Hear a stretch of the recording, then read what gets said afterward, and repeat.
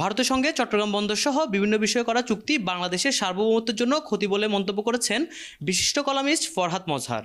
তিনি বলেন, ভারতের গণমাধ্যমে যেদিন চট্টগ্রাম বন্দর দখলের বিষয়ে কথা বলা হলো, সেদিনই আমার মনে হয়েছে আমরা আমাদের বন্দরকে হারিয়েছি। একটি বন্দরকে কেন্দ্র করে গড়ে ওঠা নগর সভ্যতা আর উন্নত নগরকে কেন্দ্র করে বিস্তৃত হয় একটি সমৃদ্ধ দেশ। সোমবার দুপুরে চট্টগ্রাম প্রেস ক্লাবে সাংবাদিকদের সঙ্গে মতবিনিময় সভায় তিনি এসব কথা বলেন। যে ভারত আমাদের একটা বড় একটা জিওপলিটিক্যাল চ্যালেঞ্জ, ভারত আমাদের এখান থেকে ব্যবহার করতে চায়, চট্টগ্রাম ব্যবহার করতে চায়, সে যত কম শুল্কে সে এখান থেকে ব্যবহার করতে চায়, এটা সে চেষ্টা করবে। এবং আমাদের দুর্নীতির একটা বড় কারণ কিন্তু এই ভারতের এই আঞ্চলিক আগ্রাসন এবং আঞ্চলিক আধিপত্য। গণতান্ত্রিক শক্তির দ্বারা অর্থনৈতিক বিকাশ ঘটায়, তখন জনগণই ঠিক করবে কোথায় বাজার ব্যবস্থা তার জন্য ইতিবাচক আর কোথায় বাজার ব্যবস্থা তার জন্য ক্ষতিকর।